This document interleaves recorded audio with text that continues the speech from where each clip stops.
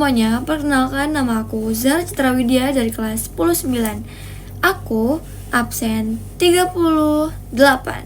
Guys, kalian pernah gak sih ngeliat beberapa senyawa kimia dalam label bahan makanan yang ada di kehidupan sehari-hari kita, atau yang sering kita gunain dalam kehidupan sehari-hari kita? Pasti sering sih, nggak mungkin nggak sering, nggak pernah. Nah, contohnya tuh kayak garam, senyawa kimianya itu adalah natrium klorida. Pasta gigi, senyawa kimianya natrium fluorida. Atau gula, senyawa kimianya adalah sukrosa. Terus pernah gak sih kalian atau kita tuh bertanya-tanya tentang gimana sih aturan penamaan senyawa kimia ini? Nah, menarik banget kan? Yuk kita cari tahu tentang tata nama senyawa kimia, kovalen, dan ionik. Senyawa kovalen terdiri dari unsur-unsur non-logam. Jadi kita tulis tata nama senyawa kovalen adalah dengan menyebutkan non-logam yang lebih elektropositif. Dilanjutkan dengan non-logam yang lebih elektronegatif. Nah, jangan lupa kita tambahkan dengan akhiran ida. Jumlah atom non-logam, terutama yang lebih dari satu, diberi awalan menggunakan angka Latin, yaitu 1. Kita tulis angkanya dulu ya teman-teman. Oke, yang pertama itu adalah mono, yang kedua itu adalah di, 3 itu adalah tri, yang keempat itu adalah tetra, 5 itu adalah penta, yang keenam itu heksa, 7 hepta, 8 okta, 9 nona, 10 deka. Nah, sekarang kita coba pada beberapa senyawa berikut. Yang pertama, CO2 terdiri dari atom karbon dan atom oksigen.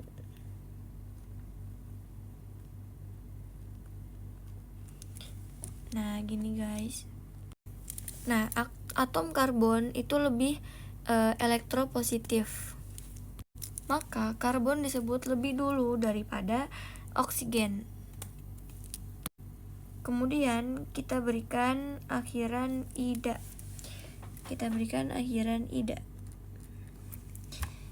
Jadi ini kita coret jadi oksida ya guys. Dan karena jumlah atom oksigen itu ada 2, maka kita beri awalan di. Jadinya kita di bawah aja ya. Jadi di oksida.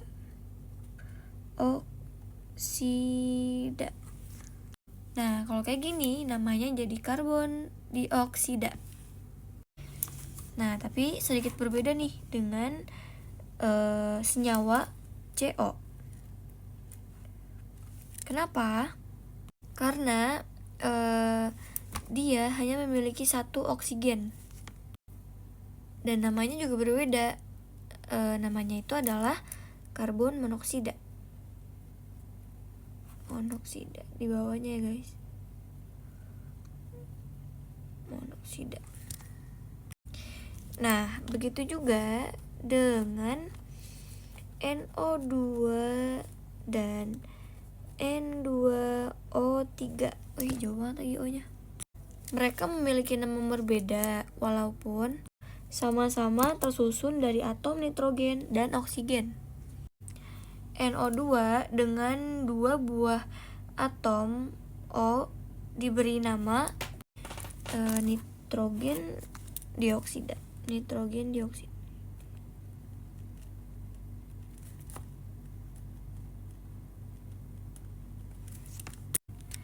Sedangkan N2O3 dengan 2 buah atom dan 3 buah atom tri, ini di ya, karena dia itu adalah 2 itu di dan 3 adalah tri. Jadi N2O3 bernama dinitrogen trioksida. Untuk tata nama sorry guys, gimana di sini? Untuk tata nama senyawa ionik, dia ini sedikit berbeda dengan senyawa yang sebelumnya, yaitu senyawa kovalen. Kenapa? Karena senyawa ionik ini terdiri dari ion bermuatan positif, kation berarti ya, kation,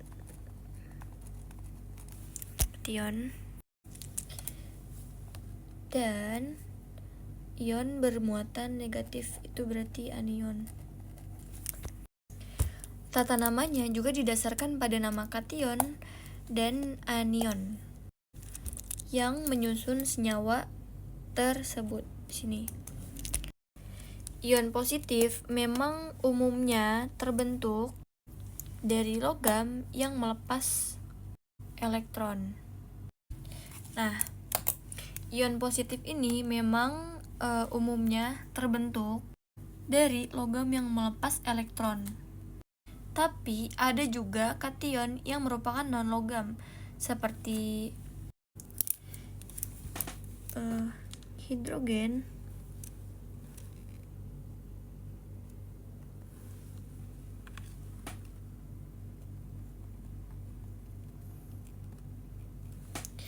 maupun aluminium.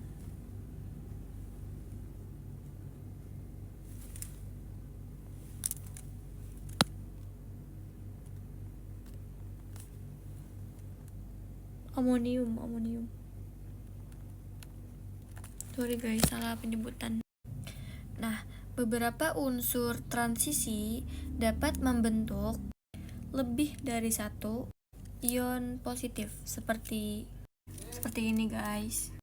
Nah, untuk membedakannya dalam tata nama, bilox ditulis dengan angka Romawi di dalam kurung, dan ia diletakkan setelah nama unsur. Seperti misalnya tembaga 1, ya kan, untuk Cu+, dan tembaga 2 untuk Cu2+. Seperti halnya ion positif, anion atau ion negatif juga dapat berupa ion monoatomik maupun ion. Beberapa ion poliatomik yang melibatkan oksigen diberi akhirat seperti it, lalu at, maupun awalan hipo atau per, menurut jumlah oksigen yang ada.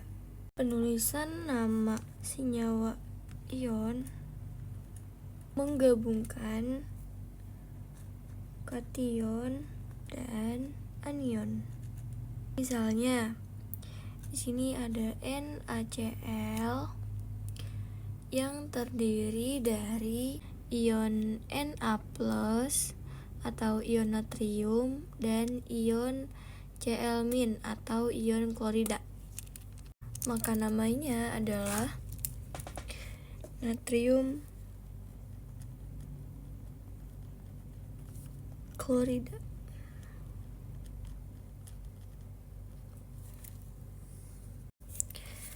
Atau 2Ag+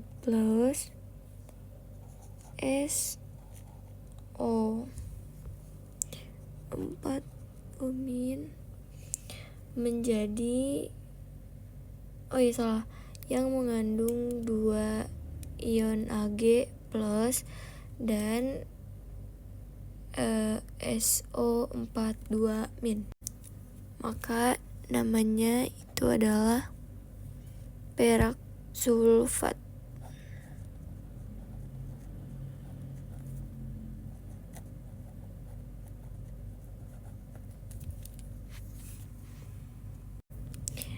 Nah, untuk logam dapat membentuk lebih dari satu ion positif seperti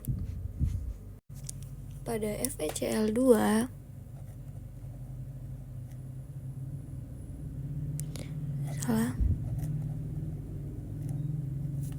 Cl2 dan FeCl3. Oh iya, jangan lupa menyertakan muatan atau biloks logam setelah nama kation.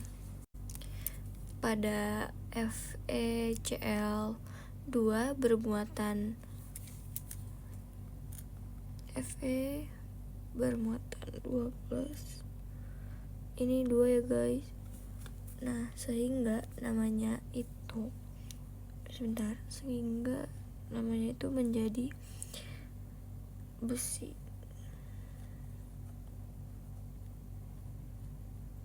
Kenapa bisa 2? Karena ini 2 guys, bermuatan 2. Jadi dibacanya tuh besi 2 klorida. Sedangkan pada muatan FeCl3 itu adalah Fe3+ dan 3Cl-, sehingga namanya menjadi besi 3 klorida.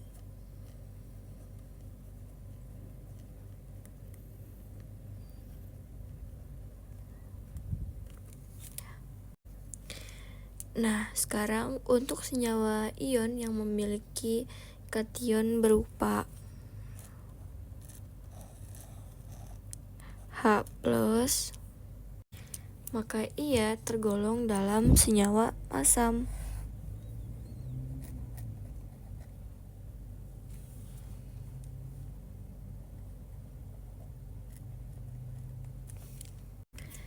Jadi, kation H+ bisa juga disebut dengan asam. Seperti pada penamaan beberapa asam berikut. HCl itu berarti asam klorida.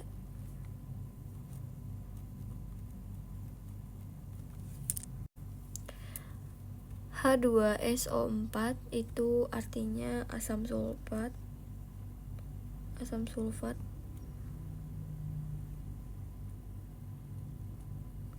H3PO4 artinya yaitu asam fosfat. Sedangkan pada anion min itu menandakan ia bersifat basa.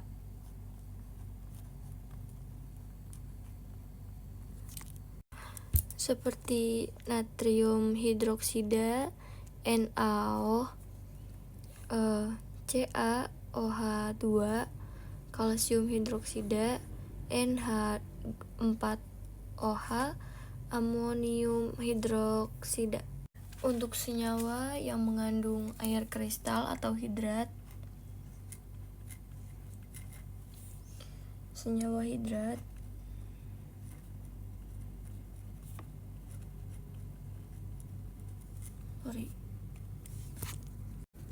jumlah air kristal dalam senyawa ditunjukkan dengan awalan angka Latin, diikuti dengan kata hidrat. Misalnya kita gunakan senyawa hidrat ini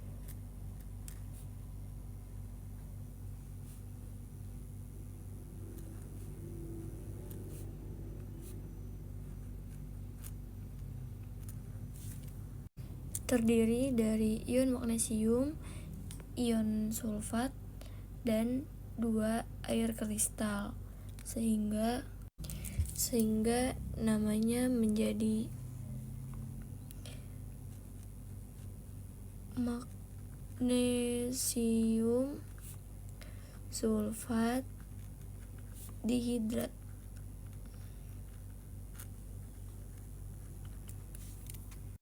Atau kita juga bisa memakai senyawa ini.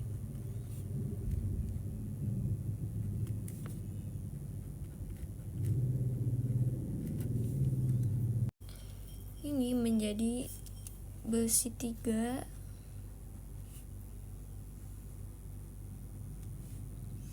klorida pentahidrat. Ya. A few moments later.